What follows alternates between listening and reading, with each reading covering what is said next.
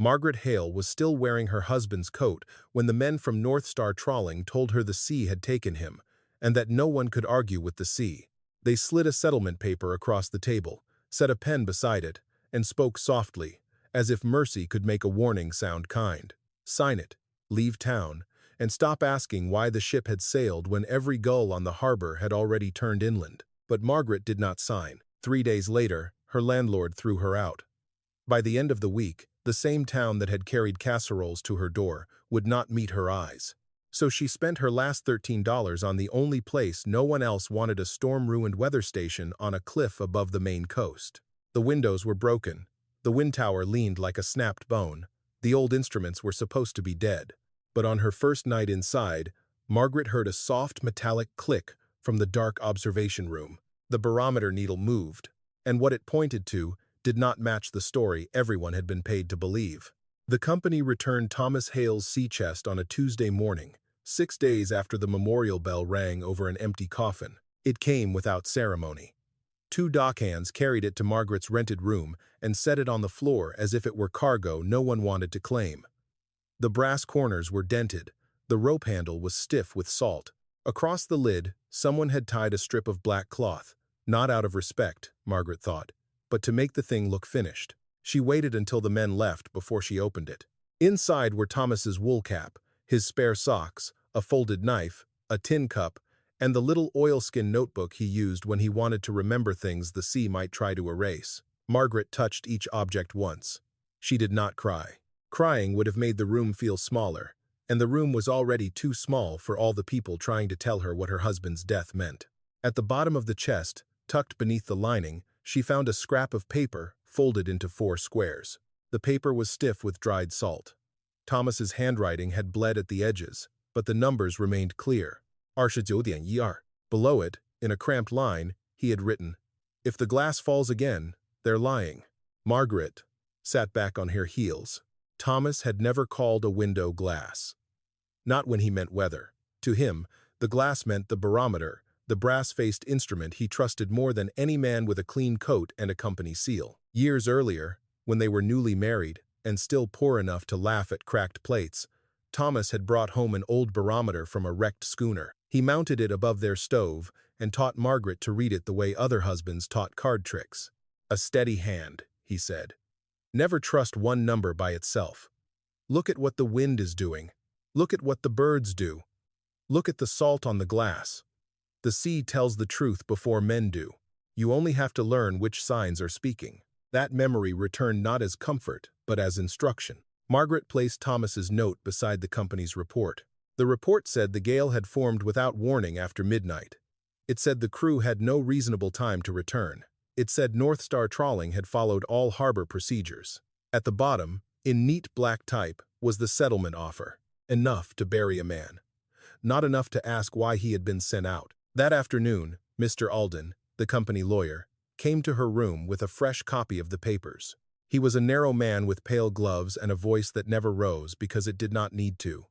He sat at her little table without being invited and placed his fountain pen beside the signature line.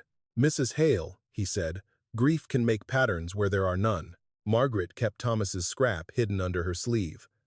"Did the harbor office record the pressure before the ship left?" Mr. Alden's eyes did not move, but his fingers paused on the pen. "The official report contains everything relevant. That is not what I asked." He smiled with the patience of a man speaking to someone he had already decided would lose. "Your husband's vessel was lost in a sudden gale. The sea is cruel. North Star is trying to be generous." "How generous?" He pushed the paper closer. $200 if signed today. The amount was larger than the first offer. Margaret looked at the number, then at his face. "Yesterday, it was 75. Circumstances change. Because I asked about pressure?" This time, his smile thinned. Before he could answer, another man stepped into the doorway without knocking. Silas Varn filled the frame in a dark overcoat damp from harbor fog. He owned North Star Trawling, half the cold storage sheds, and enough of the town's wages to make good men look down when he passed. "Margaret," he said softly, as if they were old friends, "we all cared for Thomas." She stood. "Then you won't mind answering what Mr. Alden won't." Silas glanced at the lawyer, just once, but Margaret saw it. Thomas was a fine sailor, Silas said. A fine sailor who met a bad sea. He sent me a number before he vanished. The room changed. It was not much. No thunder, no gasp. Only a small silence where men who had expected a widow found themselves facing a question. Silas stepped inside. What kind of number? Margaret did not answer. His voice softened further. Did Thomas leave you anything from the weather station? The words landed harder than any threat. Margaret had not said weather station. She had not said barometer. She had not said where the number might have come from. Yet Silas Varne had reached for the one place no one in town had mentioned to her. Mr. Alden closed the settlement folder. Mrs. Hale is tired. No, Margaret said. Mrs. Hale is listening. Silas's expression returned to kindness too quickly. There are old instruments all along this coast. Men in grief talk. Men in storms imagine things. I only meant that Thomas may have brought home some useless scrap and left you with questions no one can answer. But the damage had already been done. After they left, Margaret locked the door and spread everything across the bed. Thomas's note, the report, the settlement paper, and an old harbor directory she found in his notebook. Near the back, in a list of observation points, one entry had been circled so lightly she almost missed it. OBS, 3 North Cliff Station. The same mark appeared in the corner of Thomas's scrap. By dusk, Margaret went to the county office and asked to see the auction notices for condemned properties. The clerk did not want to help her. Then he saw the way she kept one hand closed around the note, and pity made him careless. He slid the list across the counter. There, halfway down the page, nearly hidden beneath a gray line of old ink, Margaret saw the name. Old North Cliff Weather Station Condemned. And beside it, in pencil, someone had written one word. By morning, the word remove had become heavier than any threat Silas Varne had spoken aloud. Margaret copied the auction notice onto the back of an old church envelope and carried it with her to the grocer, because grief did not stop a woman from needing bread. Mr. Bell used to let Thomas settle accounts at the end of every fishing week. That morning, he kept both hands flat on the counter and would not look at the loaf Margaret set down. Cash only now, Mrs. Hale. She looked at the shelves behind him, at flour, beans, lamp oil, coffee, all the small things a house required before it could keep a person alive. Since when? He swallowed. Since yesterday. Yesterday was when Silas had left her room. Margaret paid for half a loaf and nothing else. On her way out, she saw Mr. Bell's wife standing behind the curtain that separated the shop from the back room. The woman's face was wet, but she did not come forward. Fear had made the town polite and useless. At the boarding house, Mrs. Crane waited beside Margaret's door, with 2 folded blankets in her arms. I'm sorry, she said before Margaret asked anything. No, you're not. Mrs. Crane flinched. My husband's berth is with North Star this winter. Silas's man came by.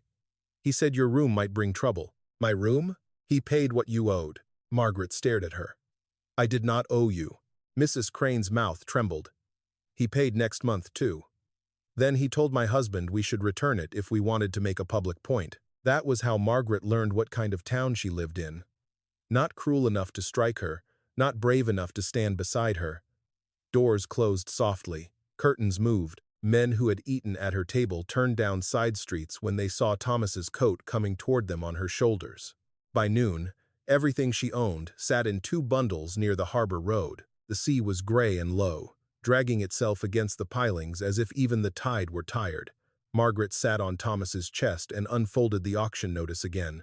Old North Cliff Weather Station Condemned. Beside it, the penciled word remained like an order waiting to be obeyed. Remove. She walked to the county hall because there was nowhere else to walk. The auction was held in a back room that smelled of damp wool, tobacco, and old paper. Most people had come for things that could still be used. A mule cart, 2 fishing nets, a cracked stove, a widow's sewing machine, a stack of cedar planks. Nobody looked twice at the last page of the list, where condemned properties sat like bad teeth no one wanted pulled. The auctioneer, Mr. Wilkes, peered over his spectacles when Margaret stepped inside with her bundles. Mrs. Hale, he said quietly, this is not a warm place to wait. I'm not waiting. A few men turned. One of them laughed when she asked about North Cliff Station. That wreck, he said. Wind already owns it. Another added, let her have it. Maybe ghosts need company. Mr. Wilkes did not laugh. He shuffled his papers and lowered his voice. That property is marked unsafe. No repairs by the county. No guarantee of access. No claim against storm damage. You understand? I understand it has a roof. Part of one. Then I understand enough. The bidding reached the dead properties after nearly an hour. Margaret watched a broken smokehouse sell for $5 and a flooded shed for $3. When North Cliff Station came up, the room had thinned. Rain ticked against the windows. Someone near the stove coughed into his sleeve. Old North Cliff Weather Station, Mr. Wilkes read. Condemned structure. Cliff Road washed in 2 places. Former observation building. Opening bid? Silence. Margaret felt every coin she had left through the fabric of her glove. $13. Less than a coffin. Less than the coat on Silas Varne's back. Enough, perhaps, to buy a place nobody had remembered to guard. $1, she said. The room chuckled. Mr. Wilkes looked pained. $1 from Mrs. Hale. No one bid against her. $2, Margaret said. A man near the back snorted. Bidding against yourself now? No, Margaret said, eyes on the auctioneer. Making sure it is heard. Something changed in Mr. Wilkes's face. Respect, maybe. Or pity that had grown a spine. $2, he said clearly. Margaret raised herself all the way to 13. At 13, Mr. Wilkes brought the gavel down before anyone could make another joke. Sold to Mrs. Margaret Hale. For the first time since Thomas's chest had arrived, something belonged to her that no one had handed over as charity. Then the back door burst open. A young man in a North Star coat stepped inside, rain on his hat, breath hard in his throat. Margaret had seen him once outside Silas's office, carrying ledgers. Mr. Wilkes stiffened. The young man scanned the room, saw Margaret, then saw the paper in the auctioneer's hand. You sold it? The bidding closed. It was supposed to be held. Mr. Wilkes folded the paper. No such instruction reached this office. The young man's face reddened. Mr. Varne will not like this. Margaret picked up Thomas's chest. Then Mr. Varne should have arrived before $13 did. No one laughed that time. Mr. Wilkes waited until the North Star man left, then passed Margaret a key so rusted it looked dug from a grave. When her fingers closed around it, he leaned close enough that only she could hear. Mrs. Hale, he said, you didn't buy a roof today. Margaret looked toward the wet window, where the harbor had begun to vanish in fog. Mr. Wilkes lowered his voice further. You just bought something somebody wanted buried. The cliff road had not been a road for years. Margaret learned that before she reached the first bend. Rain had cut channels through the packed dirt, and winter grass grew in the wheel, ruts as if wagons belonged to another century. She dragged Thomas's sea chest behind her until the rope handle burned her palm, then lifted it, step by step, whenever the road broke into stone. Below, the harbor shrank behind fog. North Star's cold storage sheds stood near the docks, their lamps burning yellow through the mist. From that distance, the company looked small. That helped. The weather station appeared only when she reached the last rise. It stood on the edge of North Cliff, like a thing the storm had tried to push into the sea and failed to finish. Gray shingles hung loose along one wall. The porch had collapsed on the north side. The observation windows, once built to face every change of sky, were shattered or filmed white with salt. Above the roof, the wind tower leaned inland, its vane frozen at an angle that made no sense with the wind striking Margaret's face from the east. She stopped at the gate. A board had been nailed across it. Condemned.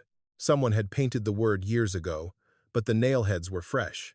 Margaret set down the chest and touched one nail. Bright metal showed beneath the rain. Not old, not forgotten. The station might have been abandoned, but someone still cared who entered. She used the rusted key on the outer door. It turned only halfway. Thomas would have told her not to force old metal. Listen first, he used to say. Everything that breaks warns you once. Margaret pressed her shoulder to the door and felt the latch shift. The door opened with a long, wet groan. Cold air moved out to meet her. Inside, the station smelled of salt, mildew, and dead coal. A broken chair lay on its side near the entry. Maps curled away from the walls in brown waves. On a desk beneath the front window, a cracked ink bottle had dried into a black flower. The floorboards dipped under her boots, but they held. Barely. Margaret carried the chest inside and closed the door against the weather. For 1 minute, she stood very still and let the building speak in small sounds. A drip in the corner, wind under loose shingles, glass ticking in a frame, rope knocking somewhere above. Then she saw the salt. It crusted the inside of the east-facing window in a thick white crescent. Margaret stepped closer. The company report had said the wind changed after midnight, after the ship had already lost radio contact. But this salt line had formed from spray driven hard from the east for hours, maybe longer. It was not a midnight mark. It was the kind of mark a window earned before dark. Thomas's voice moved through her memory, not tenderly, but practically. Salt tells direction. Direction tells time. Time tells who lied. She took the scrap of paper from her glove and held it against the glass. 29:12. The room seemed colder after that. She found the instrument room behind a swollen door. It should have been locked, but the latch hung loose, the screws newly scraped. Inside, shelves held rusted thermometers, broken rain gauges, empty lantern brackets, and a brass barometer mounted in a thick wooden case. Green corrosion had climbed along the rim, but the glass face was not broken. That was the first thing wrong. Every other instrument had been cracked, stripped, or left to rot. The barometer had been touched. Margaret knelt near the cabinet beneath it. Dust lay across the floor in a gray skin, but around the barometer stand, the dust had been disturbed. 4 fingerprints showed on the side of the case, clean-edged and recent. Beside them, faint marks scored the wood, where a thin tool had been slipped into the seam. Someone had come here after the station was condemned. Not for copper, not for glass, not for anything a hungry man could sell by morning. For this, a sound rose behind her. Margaret turned so fast, her shoulder struck the cabinet. Only the wind. A strip of torn roof paper flapped in the stairwell, breathing like a person hiding above. She made herself wait until her pulse slowed, then searched the room by the light from the broken window. Near the base of the wind tower, she found another mark. The tower had not simply bent under a gale. One of its iron support plates had been cut halfway through before the metal twisted. The exposed edge was too clean beneath the rust. A storm had finished the work, but a hand had started it. Margaret backed away and looked up through the broken ceiling toward the crooked vane. If the vane could not be trusted, the official wind direction could not be trusted. If the window salt disagreed with the report could not be trusted. And if someone had come back to pry at the barometer, then Thomas's number had frightened more than a widow. The first real fear touched her then. Not the fear of sleeping in a condemned building, not the fear of hunger or gossip or winter. This was sharper. She was standing inside a place someone had tried to silence, and the place had not stayed silent enough. She took out the auction paper and turned it over. On the blank back, with Thomas's pencil, she wrote 3 things. Salt inside east glass.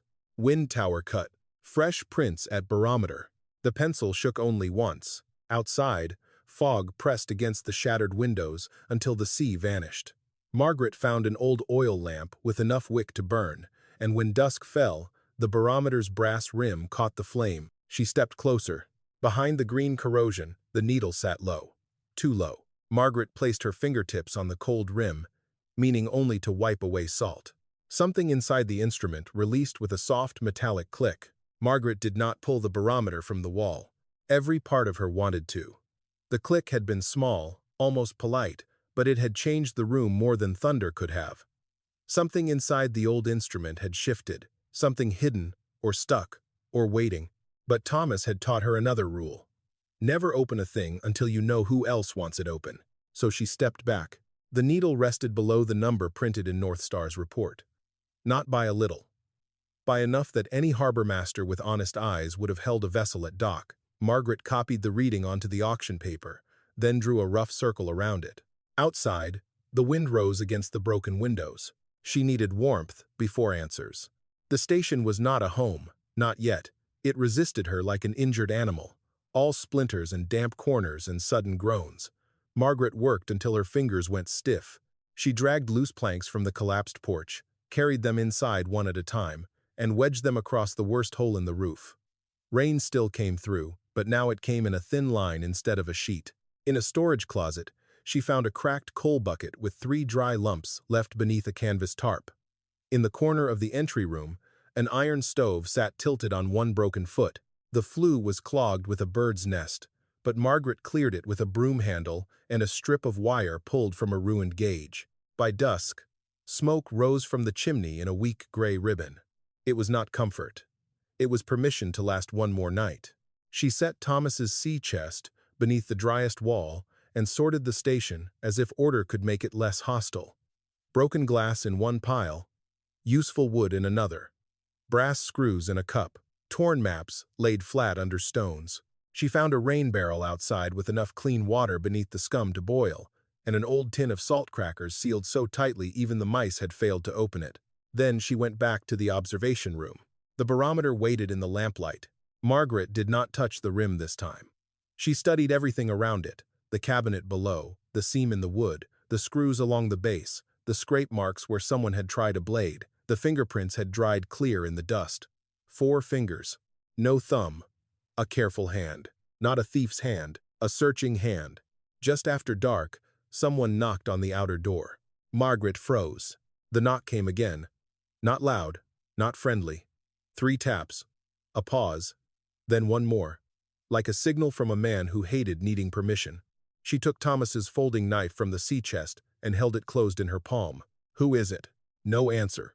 Margaret crossed the entry room and opened the door only as far as the chain of rusted wire she had looped through the latch would allow.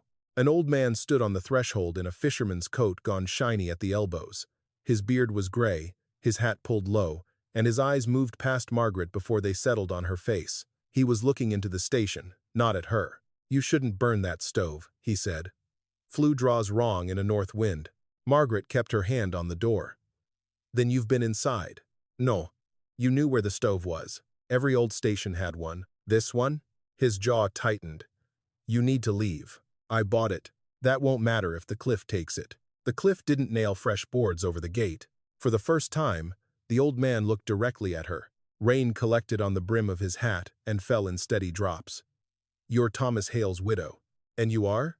No one who can help you." That sounds like a man who already knows what I need help with. He almost smiled, but the expression died before it became human. "I knew Thomas a little. Good sailor. Should have stayed tied up that night." The words struck too close. Margaret opened the door another inch. "Why?"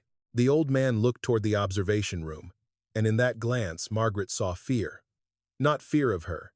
Fear of what stood behind her. "I said too much." He stepped back. As he turned, his coat shifted.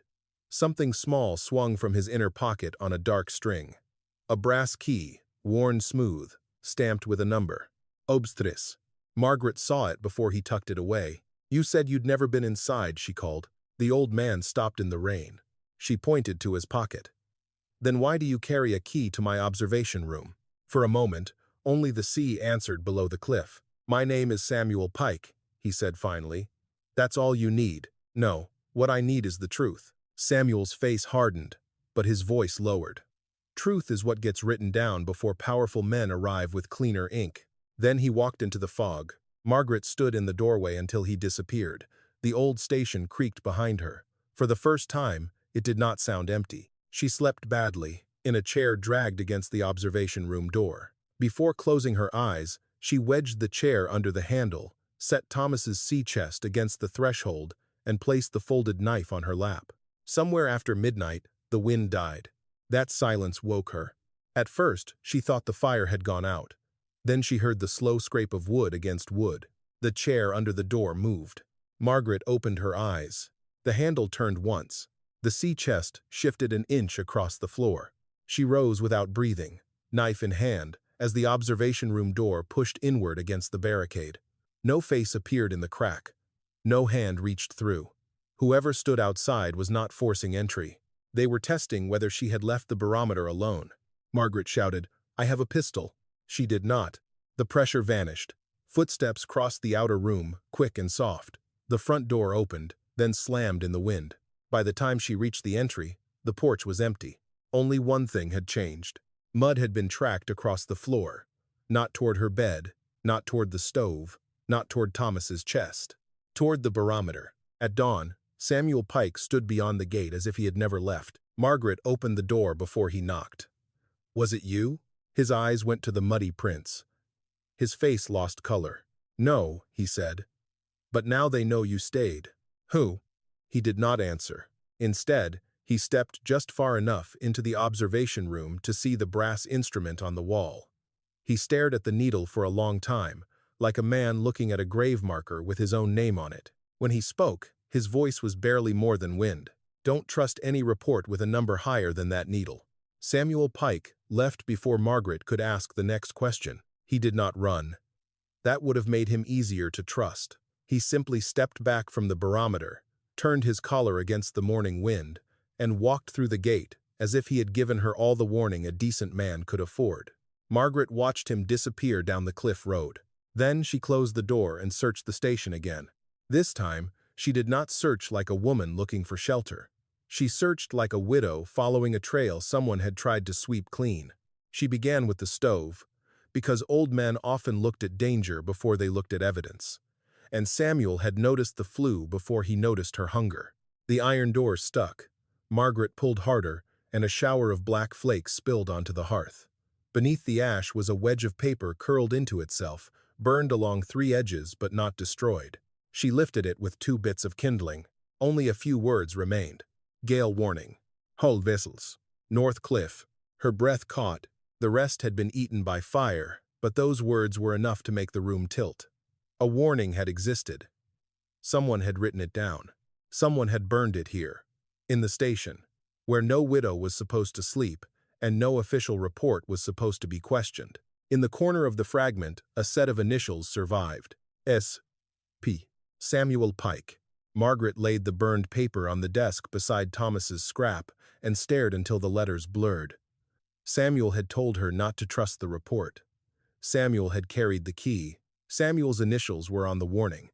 That could mean he had tried to send it, or it could mean he had tried to destroy it. She found an old duty board hanging near the back wall. Names had been written in chalk and washed pale by years of damp. Under the date columns, one hand had written Pike in clean block letters. Another hand, darker, sharper, had changed numbers beside his name. Margaret took down the company report and compared the pressure figure to the writing on the duty board. The number in the report leaned right. The old chalk marks leaned left. 2 hands, 2 truths pretending to be one. A knock sounded at the front door before noon. This knock did not ask permission. Margaret folded the burned scrap into Thomas's notebook and slipped it beneath her shawl before opening the door. Silas Varn stood outside with Mr. Alden beside him and 2 men behind them carrying measuring rods. Silas looked past her at the station, then smiled as if the ruin offended him personally. "Mrs. Hale," he said, "I have come to correct an unfortunate situation. If it is about the cliff road, I have already found it. It is about your safety. Men keep saying that when they want my signature." Mr. Alden's mouth tightened. Silas removed his gloves slowly. "You bought this place for $13. I am prepared to give you $130 today in cash. No argument, no waiting. You can take a room inland before nightfall." Margaret felt the number pass through her like cold water. 10 times. Not for kindness. Not for rotten walls and broken glass. For whatever they thought still remained inside. "That is a generous price for a condemned building," she said. "It is a dangerous building. Then why do you want it?" Silas glanced at the measuring rods. "The company may clear it. Remove the hazard. The cliff should not be left with old wreckage on it." There was that word again. Remove. Margaret kept her voice even.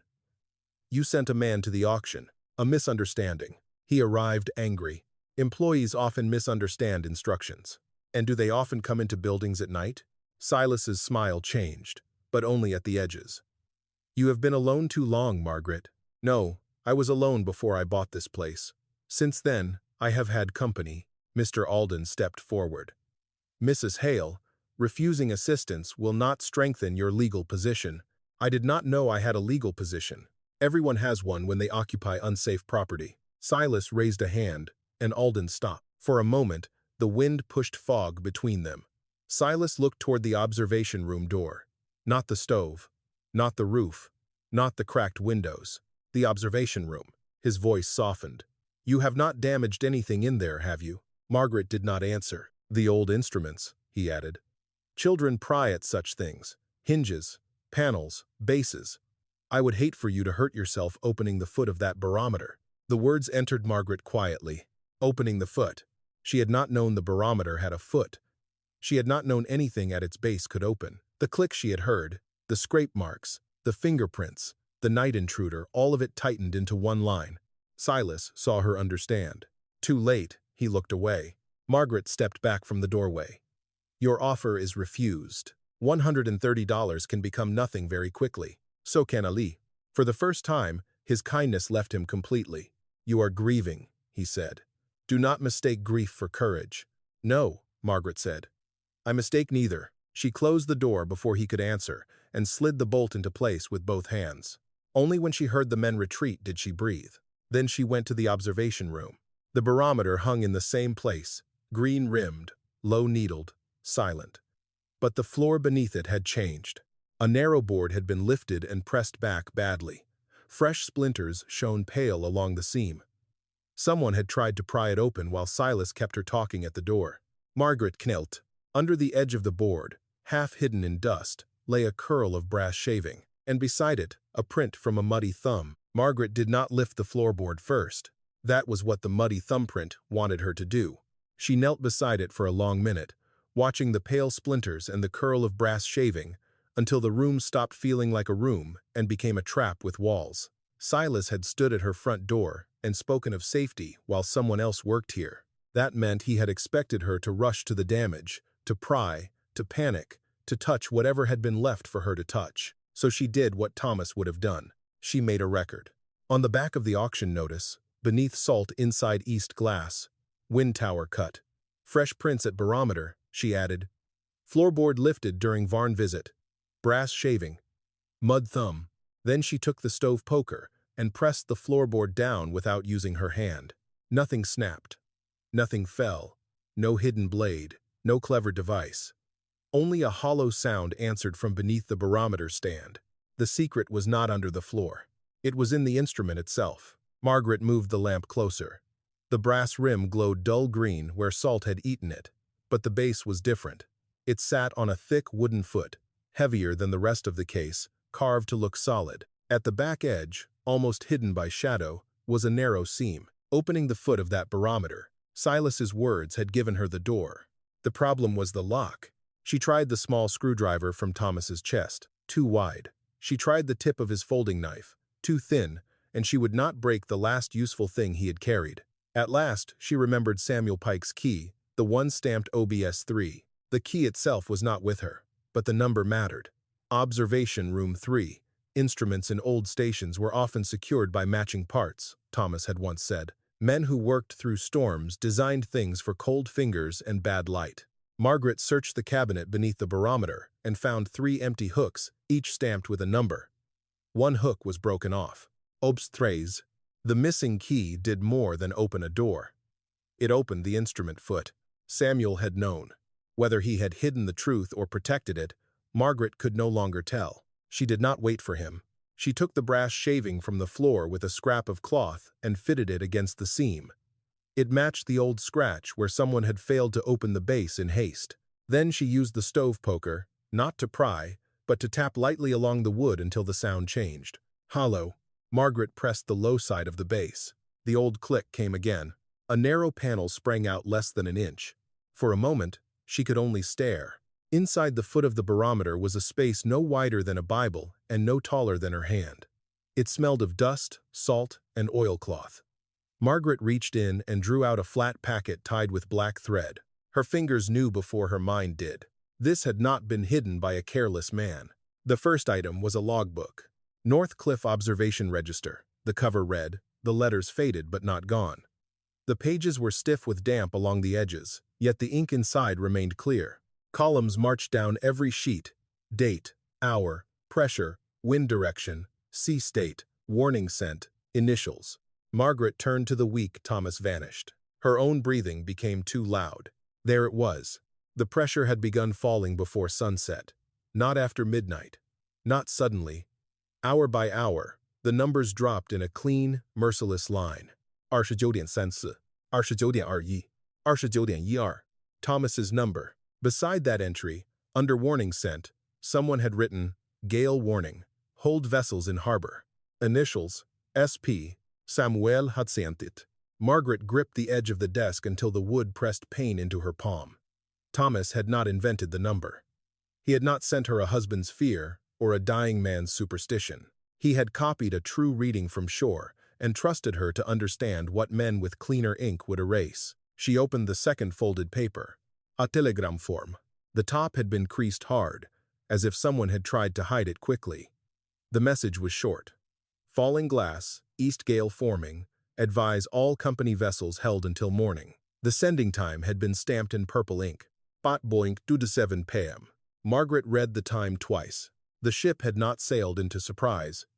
It had been sent into warning.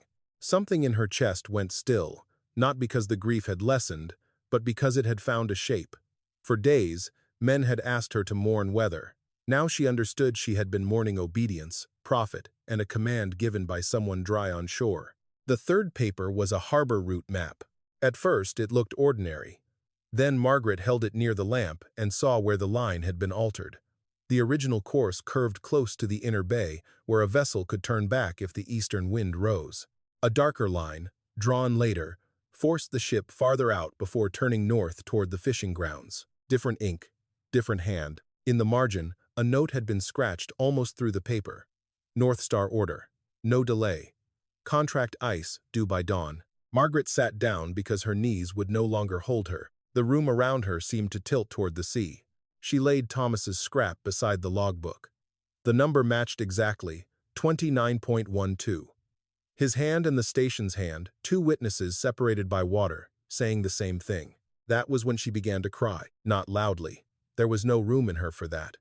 The tears came as if her body had waited until the truth was no longer fragile. She pressed the heel of her hand to her mouth and bent over the desk, not with weakness, but with the force of keeping herself from breaking the pages beneath her. Thomas had known enough to be afraid. Thomas had known enough to warn her. And because she had not signed, because she had followed one scrap of paper into a ruined station everyone called worthless, his warning had survived. A hard knock struck the outer wall. Margaret went silent. Not the door. The wall. Another blow came, metal against metal, from above the storage side of the station. She snatched up the logbook, the telegram, the map, and Thomas's scrap, wrapping them in her shawl. The lamp guttered as wind slid through a new gap overhead. Then came the shriek of iron tearing. She ran to the entry room and looked through the broken north window.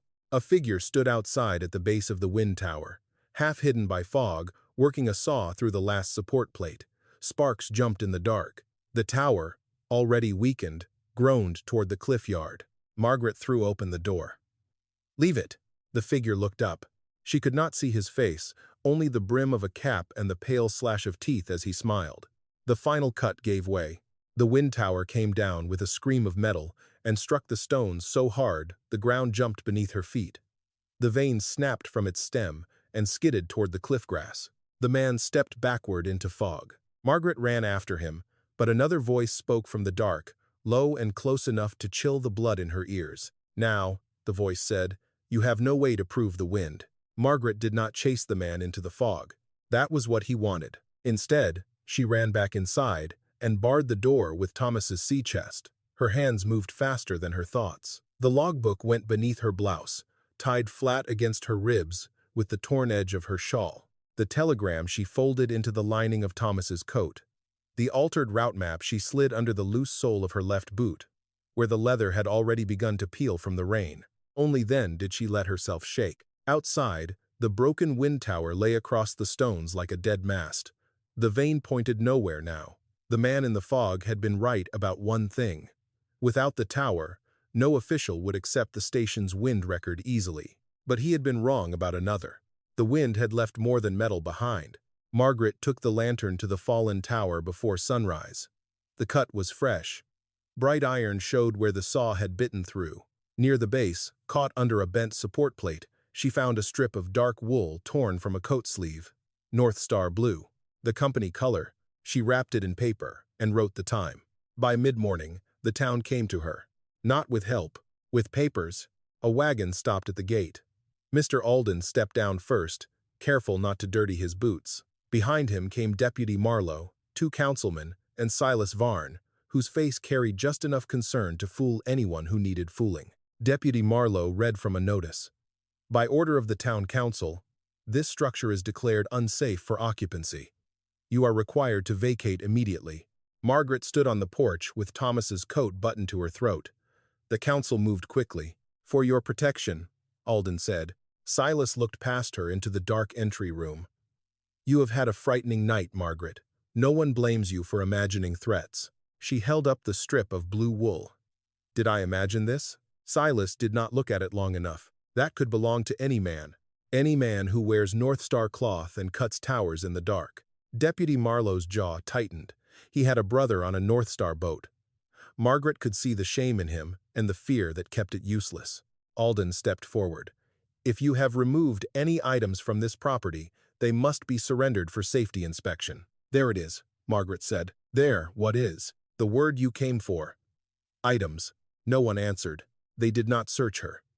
Not there, not in daylight, not with two councilmen pretending this was law and not theft. But they nailed the notice to the front door, stretched rope across the gate, and told her she would be arrested if she slept inside again. Silas waited until the others turned away. You could still leave with money, he said quietly, before this becomes uglier than grief needs to be. Margaret looked at the ruined tower. It was never grief you were afraid of. His eyes hardened for less than a second. Then he smiled and walked away.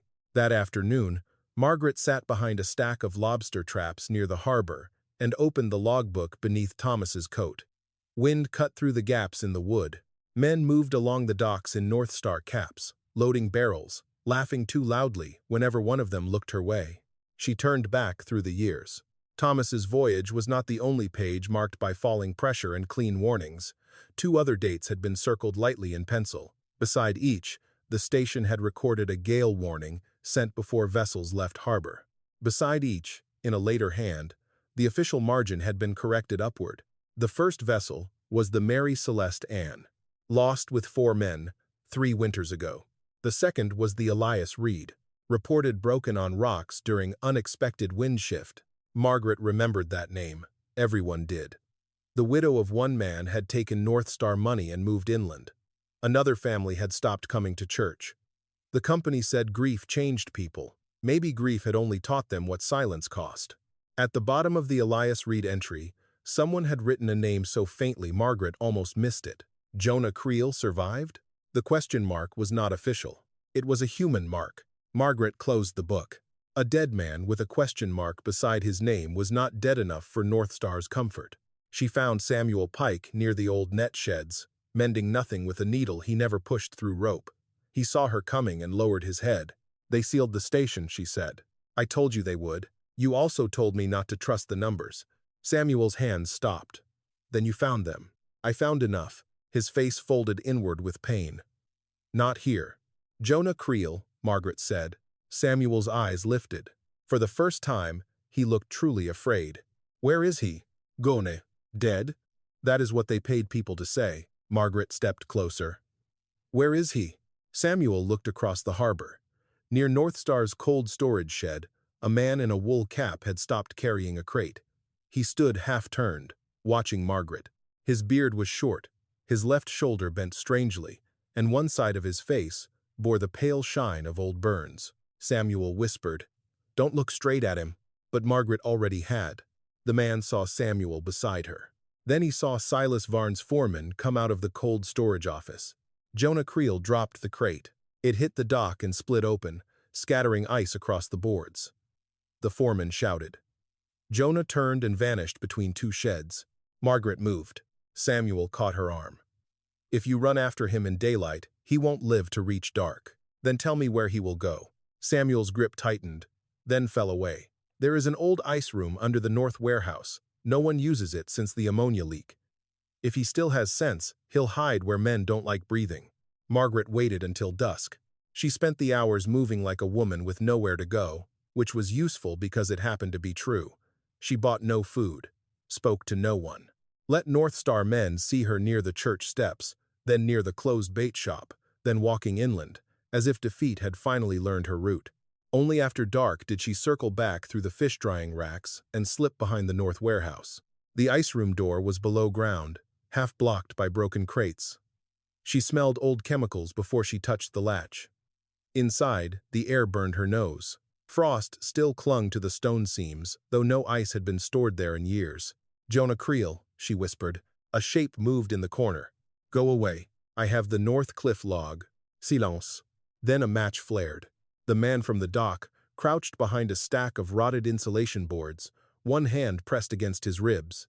In the matchlight, his burned cheek looked like melted wax.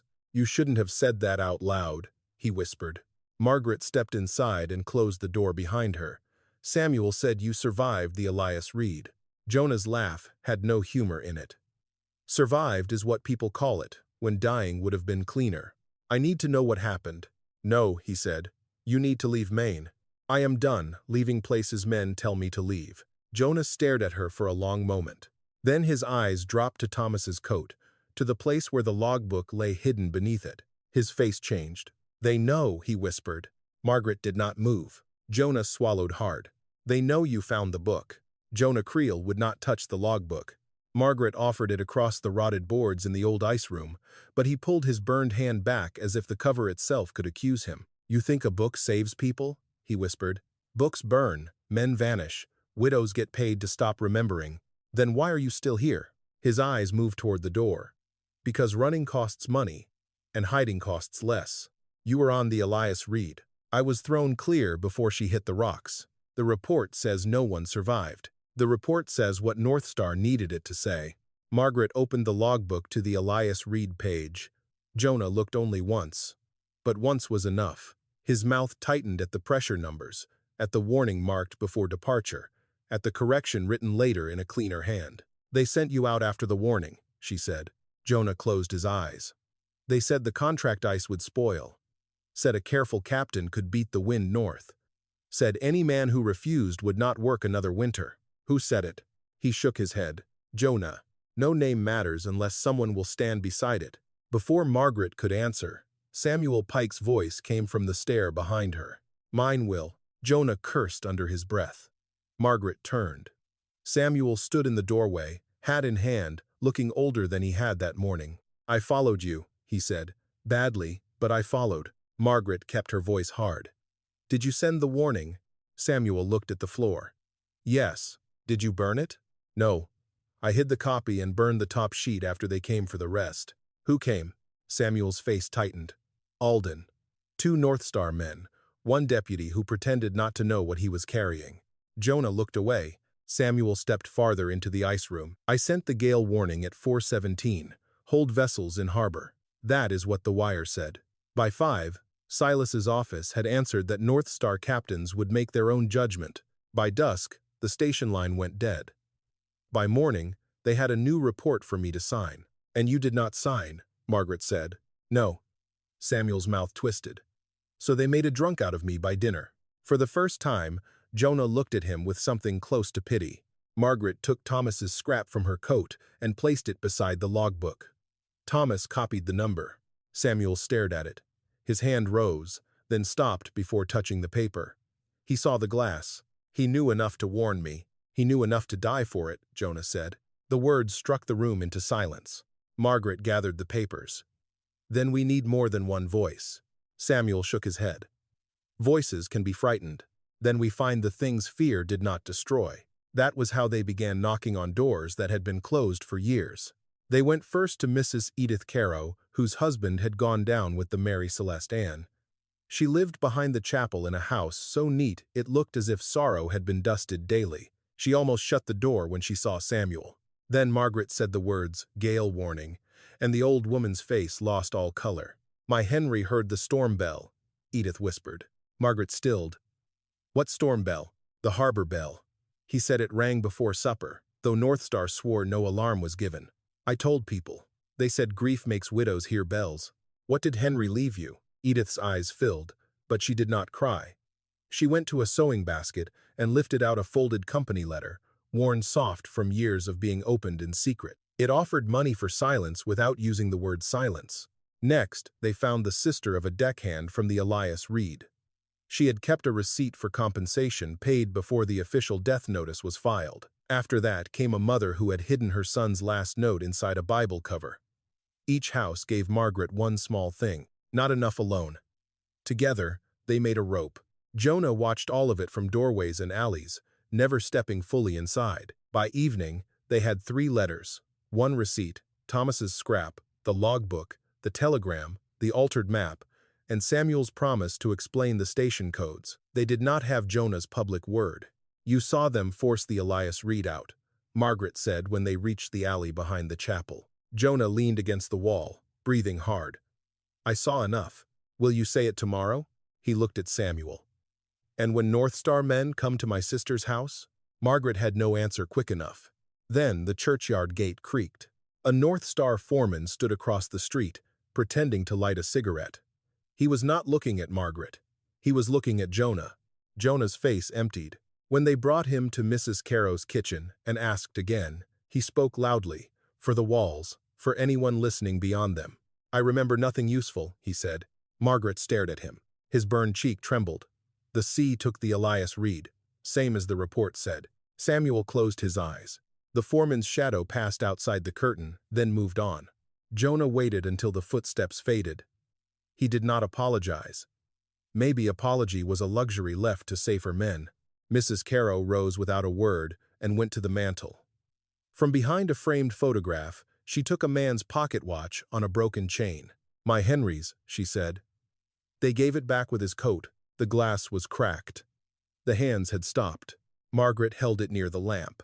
The time was 4:17. The town hall smelled of wet coats, lamp smoke, and fear trying to pass itself off as order. Margaret stood near the front with Thomas's coat buttoned over the logbook. Samuel Pike sat behind her, hands folded around his hat. Mrs. Caro held Henry's stopped watch in both palms. Jonah Creel had come as far as the back wall, where shadow kept half his burned face hidden. Silas Varn sat beside Mr. Alden at the council table. He looked calm. That frightened Margaret more than anger would have. Councilman Briggs struck the table with a wooden handle. "This meeting has been called to address disturbances concerning North Cliff Station and recent accusations against North Star trawling." "Accusations made by Grief," Alden said before anyone else could speak. A murmur moved through the room. Margaret felt it brush against her skin. There it was, the first blade. Not evidence, not law. Her sorrow. Alden stood, thin and polished. Mrs. Hale purchased a condemned property, entered unsafe rooms, tampered with instruments, removed materials of unknown origin, and now asks this town to believe that respected employers, officers, and harbor men conspired against their own neighbors. He turned toward her gently. That gentleness was uglier than shouting. "No one doubts her pain, but pain is not proof." Margaret stepped forward. "No, it is not." The room quieted a little. "That is why I brought proof." She placed Thomas's scrap on the table first. Alden almost smiled. "A private note from a dead husband. A number," Margaret said. 29.12. She placed the North Cliff logbook beside it and opened to the marked page. The same number recorded at North Cliff Station before Thomas's vessel left harbor. Alden leaned closer, then straightened. An old book removed from a condemned building by the woman making the accusation. "Then do not trust the book alone." She set down the burned telegram fragment. "Gale warning. Hull vessels. North Cliff." A sound passed through the fisherman near the wall. Alden lifted his hand. "Burned paper proves only that something burned." Margaret nodded. "Then do not trust the fragment alone." She unfolded the route map. "This is the official route North Star filed. This darker line was added after the first course was drawn. The first course kept the vessel close enough to turn back. The second pushed it out past the shelter line." Silas spoke for the first time. "Fishing routes change." Margaret looked at him. "Because of weather?" His jaw tightened. Alden stepped in. "Mrs. Hale is interpreting maritime matters she is not qualified to understand." Samuel Pike rose. The room shifted at the sight of him. For years, they had known Samuel as a ruined man, a drunk, a mutterer near the net sheds. That was the story North Star had paid into the town until it sounded like memory. Samuel placed his hat on the bench. "I was qualified," he said. Alden's face hardened. "Mr. Pike, you were dismissed from public duty for refusing to sign a report with numbers I did not write." The room went still. Samuel walked to the table slowly. "I sent the warning from North Cliff at 4:17 inches the afternoon. Falling glass, east gale forming, hold vessels in harbor." Alden said, "Do you possess this alleged message?" Silas did not move, but his eyes sharpened. Samuel looked at Margaret. "They took the station copy. I burned what I had to burn so they would think all of it was gone." He reached into his coat and drew out a dented length of copper tubing, green with age at the sealed end. Margaret recognized it at once. "A piece from the wind tower." Samuel laid it on the table. "Before they forced me out, I rolled the second copy and slid it into the signal tube. When they cut the tower down, they thought they were destroying direction. They loosened the hiding place. With a small knife, he pried open the end. The paper came out curled and dry. Alden's face lost color. Councilman Briggs took it with trembling fingers and read aloud. "Falling glass. East gale forming. Advise all company vessels held until morning. Sent 4:17 p.m. North Cliff observation." Mrs. Caro made a sound like a sob she had swallowed for 3 years. Silas stood. "This is absurd. A bitter old man and a grieving widow can produce any scrap they please." Jonah Creel stepped away from the back wall. Everyone turned. He looked once toward the window, where a North Star foreman stood outside in the rain. His burned hand curled against his coat. Then he looked at Margaret. "I remember nothing useful," he said. Alden exhaled through his nose, almost smiling. Jonah's voice cracked. "The sea took the Elias Reed, same as the report said." Margaret felt the room begin to slip. There was the second blade. Without Jonah, Silas would make every dead man seem like weather again. Mrs. Caro closed her fingers around the stopped watch. Samuel lowered his head. Margaret could not force Jonah to be brave. She understood that now. Courage demanded a price, and some people had already paid too much. So she did not ask him again. She turned back to the table. "Then do not trust Jonah." Eldon blinked. Margaret placed Henry Caro's watch beside the telegram. This watch was returned with a dead man's coat from the Mary Celeste Ann. It stopped at 4:17. She placed the compensation receipt beside it. This payment was issued before the official death notice. Then the company letter. "This asks a widow not to discuss harbor warnings." Then Thomas's scrap again. "This number matches the logbook." Then the map. This route was changed after the warning. Then the blue wool strip from the cut tower. This came from the man who tried to destroy the station's direction record. She looked at the councilmen one by one. "Do not trust me alone. Trust the way every piece points to the same hour." For the first time, the room did not murmur. It listened. Silas pushed back his chair. Enough. There was no valid warning received at North Star office at 4:17. Margaret turned slowly. She had not read the office receiving line aloud. Neither had Samuel. The councilman holding the telegram looked down at the paper. "Mr. Varn," he said carefully, "this copy states the sending time. It does not state when your office received it." Silas's mouth opened. No answer came. Margaret's voice was quiet. "How did you know what time to deny?" Rain struck the hall windows hard enough to sound like thrown gravel. Alden whispered, "Silas." But the name came too late. Jonah Creel, still at the back of the room, began to cry without covering his face. "They told us to sail," he said hoarsely. "On the Elias Reed, they said any man who stayed behind would never work again." No one moved. Then another fisherman stood. "They said that to us too." Another voice. "North Star held our pay 2 winters back." Mrs. Caro placed Henry's watch on the council table as if laying down a body. Silas looked toward the rear door. The North Star foreman outside stepped away from the window. Silas started for the aisle. For years, men had stepped aside for him before he reached them. This time, they did not. He stopped halfway to the door, surrounded not by enemies, but by people who had finally understood they had been made afraid of each other. Margaret stood with Thomas's scrap under her hand. For the first time since the sea chest arrived, the town did not look away. Silas Varn was not dragged from the hall. That would have made the moment too simple, and nothing about what he had done was simple. He stood in the aisle with his coat still buttoned, his hair still neat, his name still painted on half the buildings near the docks, but the room around him had changed. The fear that had protected him for years did not vanish like smoke. It loosened, person by person, breath by breath, until men realized they had been holding it for someone else. Councilman Briggs ordered the doors shut. "No one leaves with those papers," he said. Alden rose at once. "You have no authority to seize company." "I have authority to call the county marshal," Briggs said, and his voice shook only once. "And I have authority to suspend all North Star departures from this harbor until that marshal arrives." The words landed harder than a gavel. Outside, the North Star foreman disappeared from the window. Inside, nobody followed him. Margaret stood very still. She had imagined truth as a door opening, but this felt more like a wall cracking after years of taking on water. Slow, dangerous, not yet safe. Mrs. Caro placed Henry's stopped watch beside the telegram. Then another woman came forward with a letter folded into a Bible page. A deckhand's brother brought a pay slip showing wages withheld the week after he questioned a captain's order. Mr. Bell, the grocer, entered from the back of the room, his wife beside him, and set down a receipt from Silas's man for the debt Margaret had never owed. "I should have told you," he said. Margaret looked at him.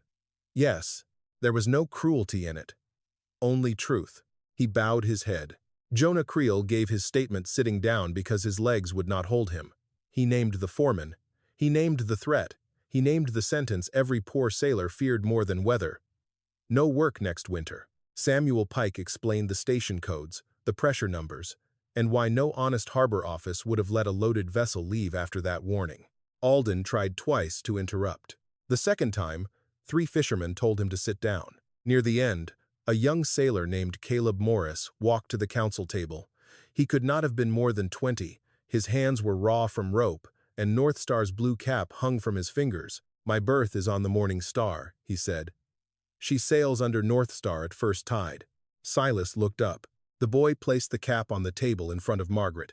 "I won't go," Caleb said. "Not for them, not in winter, not unless that station is reading clear and someone outside the company says the sea is fit." One cap did not end an empire, but then another sailor removed his. And another. By sunset, the council had written 3 orders in public view. North Star vessels would remain tied until county inspection. All settlement agreements tied to the lost ships would be reviewed. North Cliff Station, condemned by a tainted petition, would be placed under temporary protection as evidence. Evidence. The word moved through Margaret quietly. That was what the world had refused to call her grief. Evidence. Not madness, not bitterness, not a widow's need for meaning. Evidence. When the meeting ended, people did not rush toward her. Perhaps they knew better than to turn justice into applause. Mrs. Bell touched Margaret's sleeve once and whispered, "I was afraid." Margaret answered, "So was I."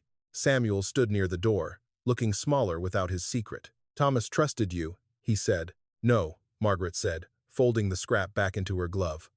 "Thomas trusted the truth would still be there if someone looked long enough." Samuel nodded, and for once, he did not look away. Outside, the harbor was darkening. North Star's lamps still burned, but the docks beneath them were quiet. No chains moved. No orders rang out. No captain hurried men aboard under a falling sky. Margaret could have gone to the chapel. Mrs. Caro had offered a bed. So had 2 other families who had not offered one the week before. But when the crowd thinned and the first cold stars appeared over the harbor, Margaret turned from the town and began walking toward the cliff road. The wind came hard from the east. This time, she walked into it. North Cliff Station did not become beautiful quickly. That mattered to Margaret. Beautiful things could make people forget what had been broken. The station needed to remember. For the first week after the meeting, it stood under county rope and winter sky, its fallen wind tower lying across the stones, its windows boarded, its door still marked with the word condemned. But beneath that word, someone had written another in chalk. Evidence. By the second week, the marshal arrived from the county seat. He took the logbook, the telegram copies, the altered route map, the company letters, and Henry Caro's stopped watch. He asked questions in a voice that made men answer with dates instead of excuses. Silas Varn did not come to the docks for 3 days. When he did, no one crossed the street to greet him. The investigation would take months. Margaret knew that. Courts moved slower than tides and with less honesty. North Star still had lawyers. Silas still had money. Some men still said the town should be careful, that jobs were jobs, that truth did not mend nets or feed children. But no vessel left harbor under a falling glass again. That was the first victory. The second came when the council removed the condemned notice from North Cliff Station. Margaret watched Councilman Briggs pry the board from the door with the same hammer that had once sealed her out. He did not apologize with speeches. He only handed her the bent nails. "I thought you might want these," he said. She closed them in her palm. I do.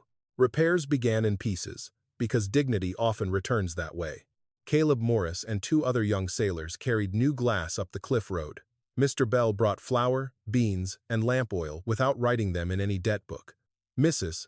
Caro came every Thursday with a basket of clean rags and sat by the stove polishing brass until the room smelled of lemon and salt. Jonah Creel did not speak much, but he climbed the tower frame with one good shoulder and showed the boys how to brace iron against wind. Samuel Pike came last. He stood at the gate one gray morning with the OBS 3 key in his open hand. I kept it too long, he said. Margaret looked at the key, then at him. Maybe you kept it long enough. His eyes filled, though no tears fell. Old men who had survived shame sometimes did not know what to do with mercy. Together, they rehung the barometer in the observation room. Its brass face had been cleaned, but not polished smooth. The green scars remained around the rim. Margaret wanted them there. The instrument had earned its marks. So had she. Above the desk, she mounted a narrow frame. Inside it, on a backing of dark cloth, lay Thomas's scrap of paper. 29.12. If the glass falls again, they're lying. People who visited the station often stopped before it. Some asked if she wanted a better memorial. Something carved. Something proper. Margaret always shook her head. Thomas had not left her marble. He had left her a number. A number had been enough to pull the first thread loose. By early spring, North Cliff Station kept a public weather board outside the harbor office. Every morning before tide, Margaret wrote 3 things in chalk: pressure, wind, sea state. Below them, Samuel added his initials when he checked the instruments. On storm days, a red flag went up before any company man could argue with it. The first time Margaret raised that flag, the harbor went silent. Boats stayed tied. Men grumbled because men always grumbled when fear dressed itself as caution, but they stayed. Near noon, the sky blackened hard from the east, and by evening, waves struck the breakwater high enough to cover the stones in white water. The next morning, Caleb Morris climbed the cliff and left his North Star cap on the station porch, not as surrender, as thanks. Margaret picked it up after he left and hung it on a nail beside the door, where rain and sun could fade the blue. The names came later. Thomas Hale, Henry Caro, the crew of the Mary Celeste Ann, the crew of the Elias Reed, the men from Thomas's vessel whose bodies never returned. They were engraved on a brass plate beneath the observation window, not facing the town, but facing the water. Mrs. Caro said that was right. Men who had spent their lives reading waves should have their names where the sea could see them. On the day the plate was fixed, no one made a speech. Margaret stood with the other widows, with Samuel, with Jonah, with the young sailors who had learned that wages were not worth a coffin. The wind moved softly through the repaired tower. The new vein turned east, honest and unashamed. For a moment, Margaret thought of the day Thomas's chest had arrived, tied with black cloth, as if grief could be packaged and delivered. She thought of the settlement paper, the pen, the room that had grown too small around her. She thought of all the people who had looked away, because looking would have cost them something. Then she looked at the station. The roof still sagged slightly over the west corner. The stove smoked when the wind shifted too fast. The floor near the instrument wall still creaked under one careful step. It was not perfect. It was alive. That evening, after everyone had gone, Margaret stayed in the observation room until the lamp burned low. She opened the public logbook to a clean page and wrote the date, the pressure, the wind, and the sea state. Then, in the margin, where no official form required it, she added one sentence: "The glass is telling the truth." She closed the book and looked out over the darkening water. The sea still took what it wanted. It would always be stronger than wood, stronger than rope, stronger than any woman standing alone on a cliff. But from that day on, no one in that town was allowed to call the greed of men weather.